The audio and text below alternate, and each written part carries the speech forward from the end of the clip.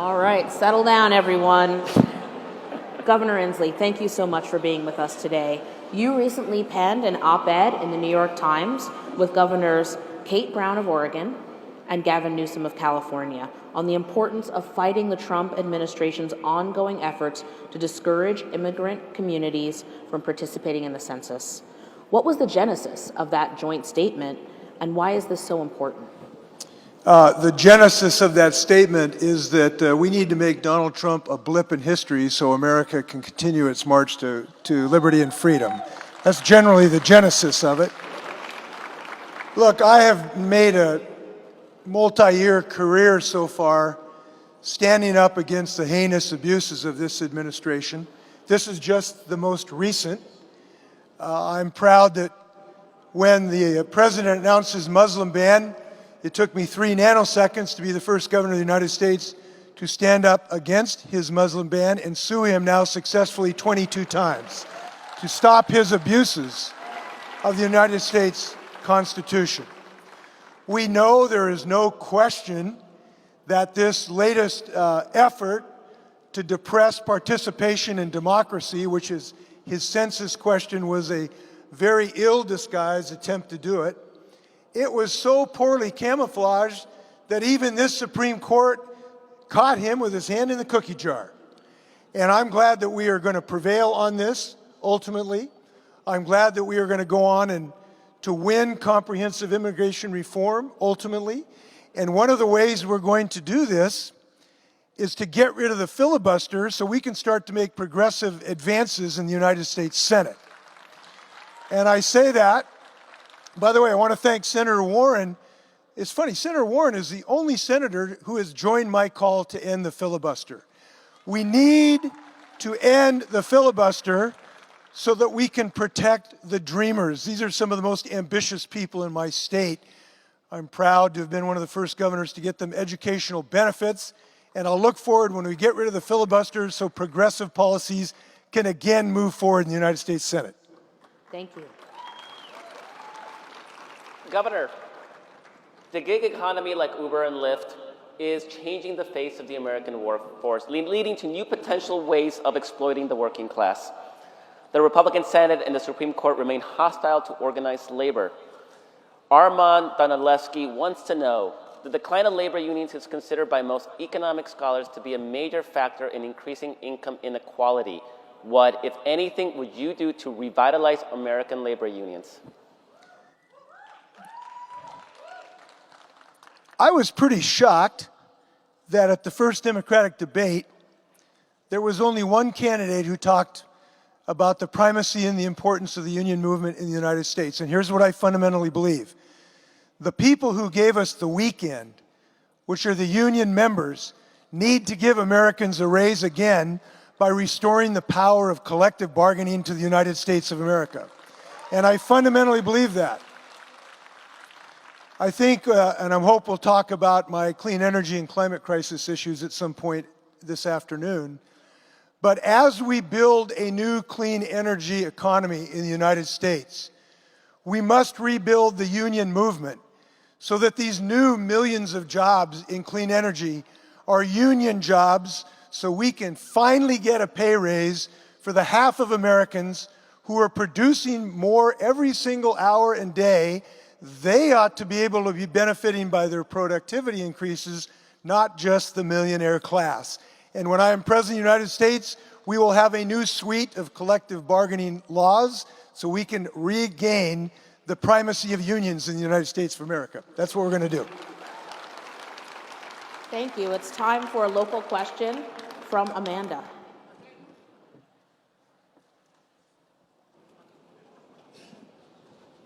Hi. My name's Amanda Troutman. I'm with Planned Parenthood of Southeastern Pennsylvania. States have enacted an unprecedented number of medically unnecessary abortion restrictions to limit or ban abortion access this year. For example, many women must receive state-directed counseling designed to discourage them from having abortions. Some states require individuals to wait 24 to 72 hours before they can obtain an abortion. These restrictions disproportionately impact young people, people with low incomes, and people of color. What would you do as president to ensure that people are able to access abortion services without these barriers? A lot, and I'll tell you what that is. There's kind of a story. I'm running for president. I hope you've heard about that. And the reason is that I believe my state, under my governorship, has been a template for progressive success that we need to use across the United States. And when you think about the progressive values that we all hold dear here in this hall, we have basically advanced most all of them in the state of Washington, this being a prime one. I have stood up for a woman's right of choice since 1988, when I beat a Republican in a 65% Republican district and has ever done for the last 30 years. And one of the most important things we've accomplished recently, which we will make federal law as a civil right, is we have passed our Reproductive Parity Act to make sure that women have insurance coverage for reproductive health care, because reproductive health care is health care fundamentally. And this needs to become a civil right in the United States.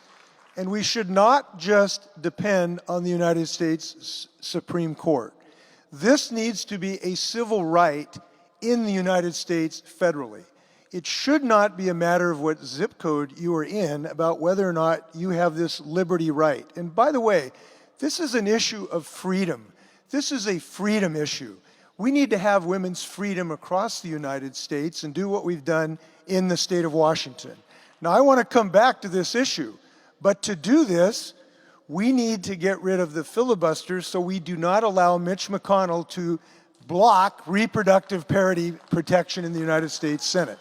And I'm committed to that, and I hope you can help me. I want to thank you for your leadership. We are going to get to climate to answer your question, but we have a couple other questions first, if that's okay. You bet. Ariel Barr from our community wants to know, what would you do to increase access to quality, affordable childcare for working families, especially those with infants and toddlers? I've got a toddler, so I know the struggle. And what would you do to enhance paid family leave opportunities? Well, again, in talking to Amanda, there is a little refrain, is that we have visions and we have success, and we've had both in the state of Washington in this regard. I believe fundamentally that we have had a transition in our workforce, both with the advent of finally women being equal. And by the way, we are very radical in the state of Washington. We think women should get paid the same as men for the same hour of work. And that's why we've passed probably the best gender pay equity plan in the United States, so the boss can't secretly pay the men more than women. But in answer to your question, what we have done in the state of Washington is recognize the importance of families. Look, progressive values build economies. So we have developed and implemented the most robust, comprehensive family and medical leave law in the United States. Now, Donald Trump would tell you, if you do that, it will hurt your economy. Businesses will flee. Well, look at our experience in Washington State. We have adopted the best family medical leave law in the United States. We have adopted the highest minimum wage in the United States. We have, in the last 12 months, I fought for and won the largest educator pay increase, 31% in the United States. We have developed what the New York Times called a game changer in how we provide financial aid to our college students, best in the United States. And importantly, I'm proud that I was the governor who signed the first net neutrality law in the United States as a statute, something I'd worked on for over a decade. Now, what I'd like to point out, when you listen to Donald Trump and the Republicans, if you adopt progressive values, if you adopt economic measures that will build the middle class, rather than having the trickle-down theory, it will ruin your economy. Well, guess what progressive values get in the state of Washington? The highest GDP growth, the fastest wage growth, the best place to do business, and according to Oxfam, the best place to be an employee. Progressive values means economic growth. And Washington State has demonstrated that. And I think that will be particularly handy being on the debate stage against Donald Trump and says, you're wrong, Donald Trump. Building a middle class means economic growth. That's what we do. Now, your other question about child care. One of the things that is not technically child care, but it is very important, and I believe this since 1989. I've been fighting for early child education since 1989. And I'm proud to tell you that we now have, since I've been governor, 48,000 children have early childhood education and full-day kindergarten. Not technically child care, but we need more than just child care. We need education for these 3- and 4-year-olds. And here's why I believe this. One of the reasons I believe this. We know our nation still lives in a shadow cast by centuries of racial disparities that have infected our society. We know we have experienced a school-to-prison pipeline. We know that geography has been destiny for too many of our children. It is my view that every single 3-year-old in America ought to have the same opportunity and break the racial disparity chains that have bound this nation so poorly. And when we get every child in that opportunity, we're going to see kids do great. So that's what I believe. Thank you so much. So we have another community activist question coming up.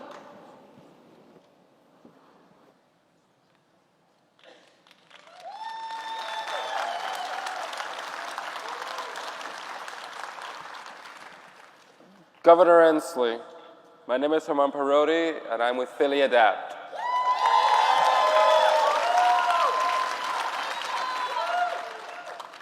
If elected president, will you sign the Disability Integration Act, H.R. 555 S117, or similar legislation intended to end the institutional bias in Medicaid-funded long-term care?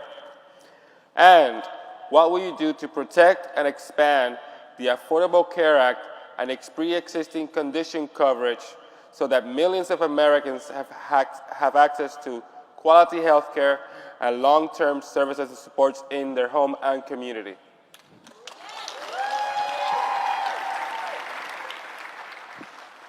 This is very close to my family, in part because my son helps run a group called Outdoors for All, and it provides outdoor recreation for people with challenges. If you ever get up to Washington, come on up and we'll get you kayaking and skiing. I think you'll enjoy it. But to do that, we've got to have the right laws. So we've got a law that will protect people with disabilities in this regard. So yes to your first question. On your second question, this is a matter of protection of people of all abilities, no matter what your abilities or challenges are. Because it's time to take the next step forward to protect people, pre-existing conditions and otherwise. The first thing to do is to protect our existing health care. But we need to move, as we know, and all of us agree on this, to universal health care. And I've been very active in this regard. We should not just wait for the federal government. We have taken the position in Washington that we need to lead the United States, and Washington State is leading Washington, D.C. I'm proud to tell you that I've signed the first public option bill in the United States history so that we can have people have a state-sanctioned health care program. And that includes protection for pre-existing conditions big time. Now, it's not just health care. We haven't stopped there. We know that employment is a big deal for people with disabilities. People with disabilities have suffered unemployment way too high. And I can tell you that we have been very dedicated in my administration to get people of all abilities to get employment. Come on up. I'll get you to go kayaking and a job with the state of Washington. Thanks a lot. Thank you, Governor.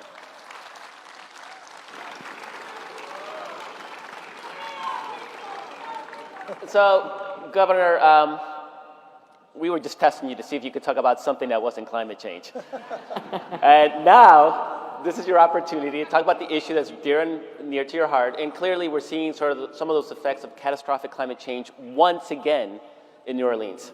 So, what would you do to address this climate crisis? Well, first I would remove Donald Trump, who caused climate change a hoax. We know this, wind turbines don't cause cancer, they cause jobs. And we are going to create a clean energy revolution, so we put 8 million union people to work building a clean energy economy in the United States. That's what we're going to do. Now, there are many reasons to do this. One of them was brought home to me about an hour ago. I was at a park with a community that has suffered because of the oil refinery that just blew up here in Philadelphia. And this is a group called Philly Thrive. And this is a group that has been breathing the toxins from that refinery for a long time. And I met a man named Sanyar Pitts and his 6-week-old daughter, Aya. And what he told me about the climate crisis was that he knows, and he'd heard about some of the work I've done about, the public option. He'd heard about that. He'd heard about our great minimum wage. He'd heard about the fact that I'd been the first one to stand up the Muslim ban. He'd heard about these things. But he said, ultimately, those things don't matter unless we defeat the climate crisis. And he had little Aya in his hands. And I'll just tell you this, if I am given this high honor, I will be thinking a lot more about 6-week Aya than I will the CEOs of the fossil fuel industry who need to have their stranglehold on Congress broken so we can develop a clean energy economy. We need, as a party, look, I think we've been too timid on this. We need to stand up against the fossil fuel industry. We need to take away their $20 billion largesse of subsidies. We need to do something real, and this is, I'm serious about this. We cannot defeat the climate crisis by sort of Hallmark cards to the future. We need to face down the fossil fuel CEOs and say, your days are over. And I'm proud to tell you that I'm the candidate, and I'm the only candidate to say this very clearly. Defeating the climate crisis has to be the #1 priority of the United States of America. I believe that wholeheartedly. I believe that because if it's not job one, it won't get done. And I'm the candidate that says we've got to move on this. Time is a wasting. Look, this is our last chance. So I'm the candidate and the only candidate that says this. We've got to get off coal in this country. That is the only route to survival. And I'm the candidate in my plan that is made clear, and I'm pleased that Representative Ocasio-Cortez, who has inspired us to higher effort, has called my plan the gold standard, as has Greenpeace. And it follows the success we've had in the state of Washington. You know, you listen to Donald Trump, and he would argue that if you adopt a clean energy platform, it'll crater our economy. Well, guess what? We've passed now a best 100% clean electricity bill in the United States, the best energy efficiency bill. We have 50,000 people driving electric cars. We have now created a $6 billion wind industry in the state of Washington. As a result, we have the best economy in the United States.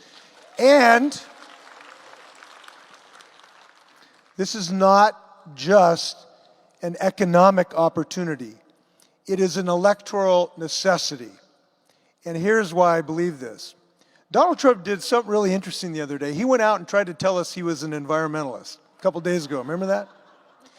Why would anyone make such a fool of themselves to try to make a statement like that? Well, it's pretty clear when you think about it. It's because he realizes that this is his weak spot.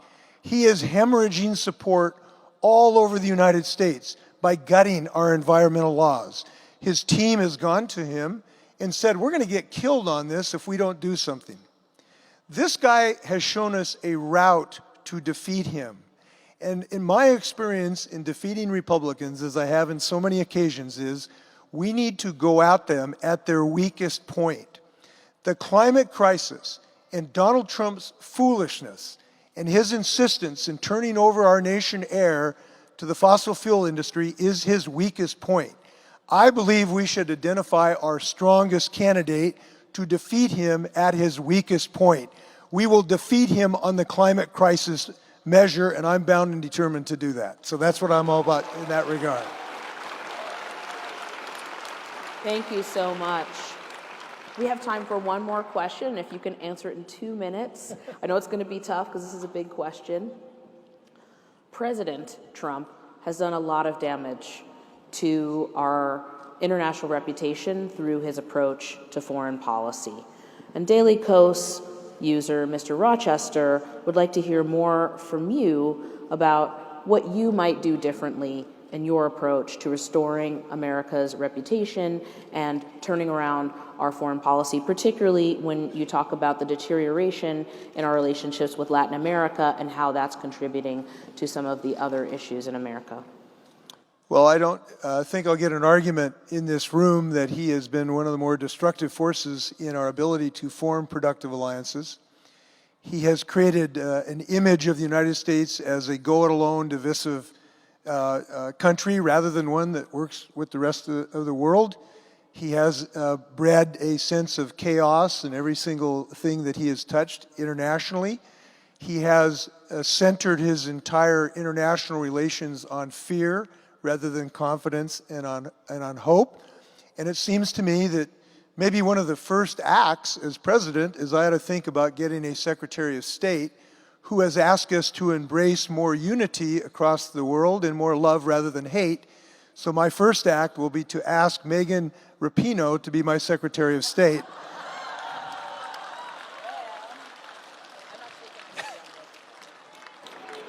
I haven't asked her yet, so this could be a surprise to her. Well played. Well played. I actually believe this because I think what she has said that has inspired us so much is such an antithesis of the president's foreign policies. And generally speaking, we know several things. We are stronger when we are in an alliance than when we go it alone. America has led the world and joined others in successful alliances. We won World War II because we had a successful alliance. Donald Trump would have ticked off England and Australia and Canada in the middle of World War II. That's the nature of his tradition. And the reason for this is deeply embedded in his insecurity. He fundamentally believes that for him to win, somebody else has to lose. And that has infected our foreign policy. So we need to rebuild an international alliance, certainly against the climate crisis. We obviously need to get back in the Paris Agreement, and more because we need more. We need Paris 2.0. We need to rejoin the world and not allow the movie I saw years ago when George Bush was beating the drums of war, and now Donald Trump has some of that same crew in his administration. I was an adamant opponent of the Iraq War, and now I'm an adamant opponent of Donald Trump's effort to breed instability in that region. We need to reinstitute the perfectly good agreement we had with Iran, prevent them from becoming a nuclear power, and avoid another unnecessary war in the Mideast. That's what I believe. I believe